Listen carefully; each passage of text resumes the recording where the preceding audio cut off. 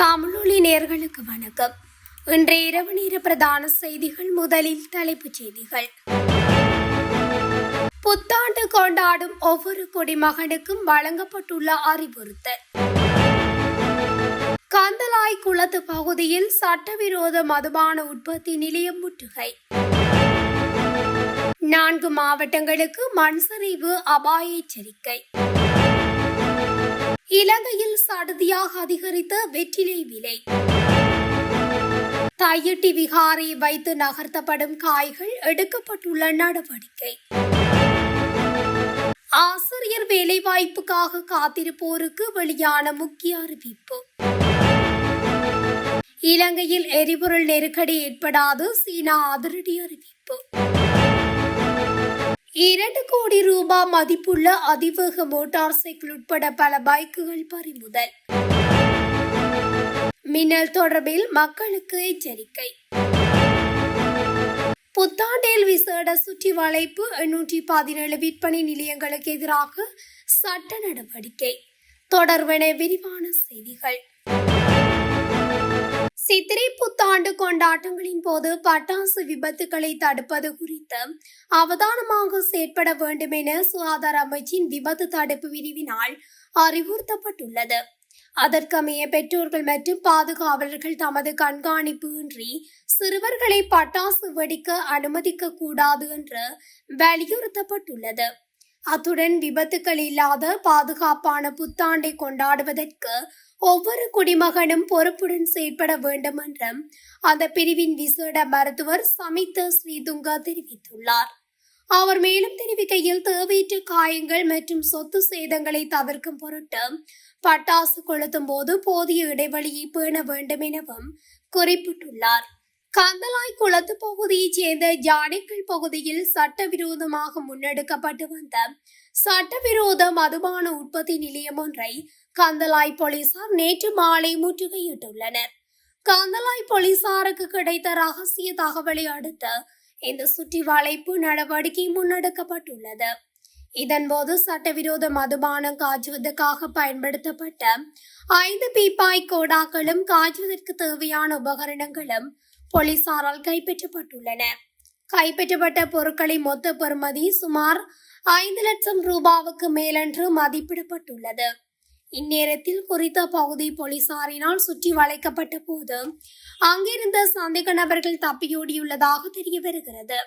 தப்பியோடியவர்களை கைது செய்வதற்கான மேலதிக விசாரணைகளை கந்தலாய் போலீசார் முன்னெடுத்து வருகின்றனர். நாட்டின் 4 மாவட்டங்களுக்கு தேசிய கட்டிட ஆராய்ச்சி நிறுவனம் 1ஆம் கட்ட மண் சரிவு எச்சரிக்கையை விடுத்துள்ளது.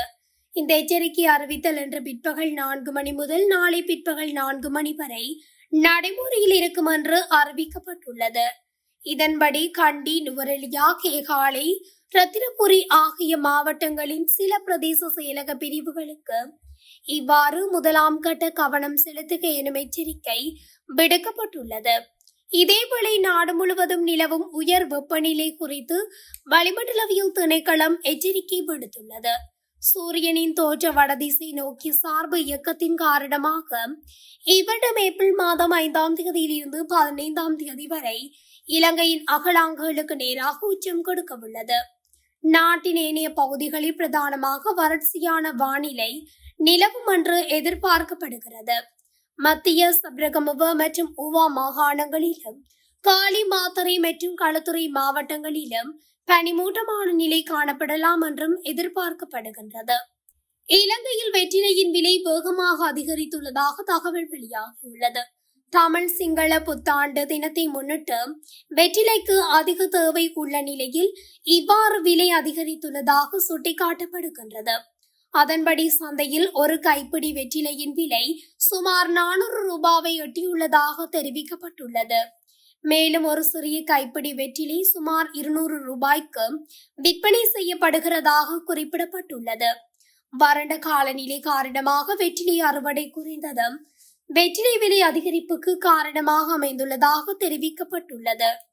யாழ் தையிட்டி பகுதியில் இராணுவத்தினரால் ஆக்கிரமிக்கப்பட்டுள்ள மக்களின் காணிகளை விடுவிப்பதாக அரசாங்கம் அறிவித்துள்ள போதிலும் அங்கு சட்டவிரோதமாக அமைக்கப்பட்டுள்ள விகாரியை தக்கவைக்க முயற்சிகள் நடப்பதாக தெரிவித்து மக்கள் மத்தியில் அச்சம் எழுந்துள்ளது.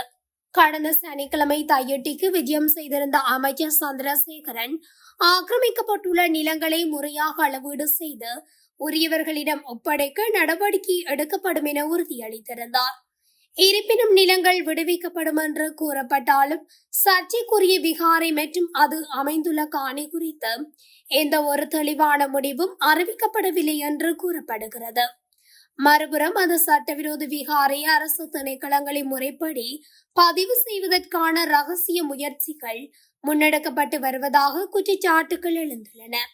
இந்த நிலையில் அரசின் இந்த இரட்டை வேடத்தை புரிந்து கொள்வதற்கும் ஆக்கிரமிக்கப்பட்டுள்ள தமிழர் நிலங்களை முழுமையாக மீட்டெடுப்பதற்கான அடுத்த கட்ட நகர்வுகள் குறித்து ஆராயவும் விசேட கலந்துரையாடல் ஒன்று ஏற்பாடு செய்யப்பட்டுள்ளது. குறித்த கலந்துரையாடலானது யாழ் மத்திய கல்லூரிக்கு அருகாமையில் உள்ள தந்தை செல்வா அரங்கத்தில் எதிர்வரும் 15ஆம் தேதி புதன்கிழமை மாலை 3 மணி முதல் 5 மணி வரை இடம்பெறவுள்ளதாக தெரிவிக்கப்படுகிறது. இதன்படி இந்த கலந்துரையாடலில் கலந்து கொண்டு நில மீட்பு போராட்டத்துக்கு வலு சேர்க்குமாறு தையிட்டி ஆக்கிரமிப்பு விகாரையினால் நிலமிழந்த தமிழர்கள் சார்பாக பொதுமக்களுக்கு அழைப்பு விடுக்கப்பட்டுள்ளது. தேசிய கல்வியின் கல்லூரிகளுக்கான புதிய ஆசிரியர் மாணவர்களை உள்ளீர்ப்பதற்கான நேர்முக தேர்வுகள் எதிர்வரும் ஏப்ரல் 21ஆம் தேதி முதல் மே 8ஆம் தேதி வரை நடைபெறவுள்ளன. இந்த நேர்முக தேர்வுகள் அந்தந்த கல்வியியல் கல்லூரிகளில் நடைபெறவுள்ளதாக கல்வி அமைச்சு வெளியிட்டுள்ள அறிக்கையில் தெரிவிக்கப்பட்டுள்ளது. 2023 மற்றும் 2024ஆம் ஆண்டுகளில் காப்போத்த உயர்தர பரீட்சையின் பெறுபவர்களின் அடிப்படையில் தேசிய கல்வியியல் கல்லூரிகளுக்கு ஆசிரியர் பயிற்சிக்காக மாணவர்கள் உள்வாங்கப்படவுள்ளனர்.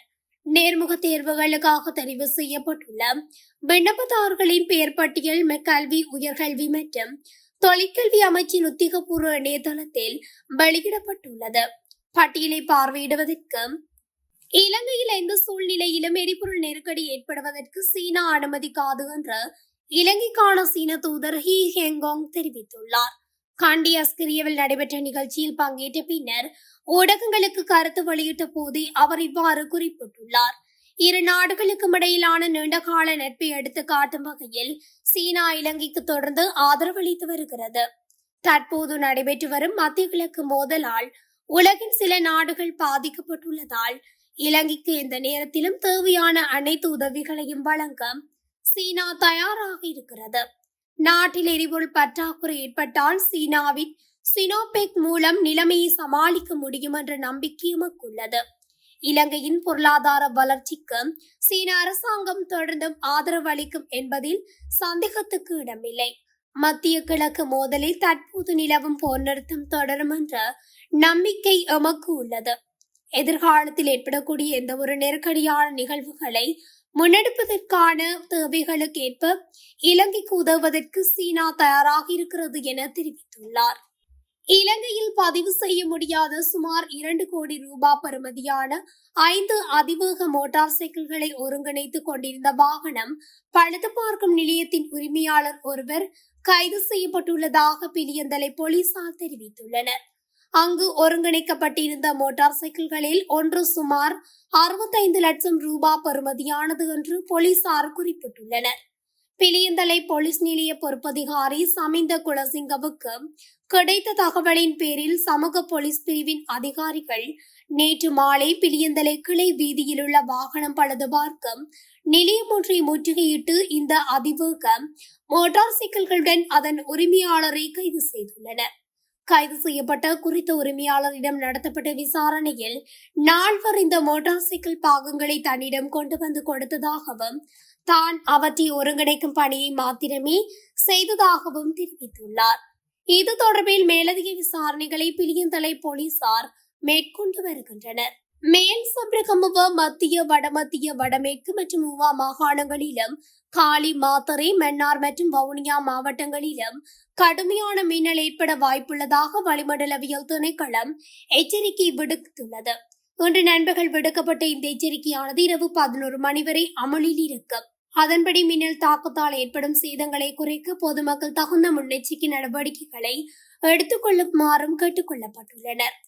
சிங்கள மற்றும் தமிழ் புத்தாண்டு காலத்தை முன்னிட்டு பொதுமக்களின் உணவு பாதுகாப்பை உறுதிப்படுத்தும் நோக்கில் நாடளாவிய ரீதியில் முன்னெடுக்கப்பட்ட விசேட சோதனைகளின் போது 817 விற்பனை நிலையங்களுக்கு எதிராக சட்ட நடவடிக்கை எடுக்கப்பட்டுள்ளது. இந்த விசேட நடவடிக்கையானது ஏப்ரல் 1ஆம் தேதி ஆரம்பிக்கப்பட்டுள்ளதாக பொது சுகாதார பரிசோதகர்கள் சுட்டிக்காட்டியுள்ளனர். மேற்கொள்ளப்பட்ட 967 உணவு சோதனைகளின் ஊடாகவே இந்த 817 வழக்குகள் தாக்கல் செய்யப்பட்டுள்ளதாக இலங்கை பொது சுகாதார பரிசோதகர்கள் சங்கம் தெரிவித்துள்ளது. நாடளாவிய ரீதியில் 2300 பொது சுகாதார பரிசோதகர்களின் பங்கேற்புடன் இந்த சோதனைகள் முன்னெடுக்கப்பட்டு வருவதோடு தற்போது இந்த நடவடிக்கைகள் தொடர்வதாக அச்சங்கம் குறிப்பிட்டுள்ளது. இதன்படி இதுவரை மேற்கொள்ளப்பட்ட சோதனைகளின் கீழ் 11,064 நிறுவனங்கள் பரிசோதிக்கப்பட்டுள்ளதுடன் 967 உணவு சோதனைகளும் 3045 உணவுப் பொருட்கள் பொறுப்பேற்புகளும் இடம்பெற்றுள்ளன. அத்துடன் 2299 சந்தர்ப்பங்களில் உணவுகள் அளிக்கப்பட்டுள்ளதுடன் 817 வழக்குகள் தாக்கல் செய்யப்பட்டுள்ளதாக பொது சுகாதார பரிசோதகர்கள் சங்கத்தின் தலைவர் KAP பொரலேசோ தெரிவித்துள்ளார். இத்துடன் தமிழொலியின் இன்றைய இரவு நேர பிரதான செய்திகள் நிறைவடைகின்றன.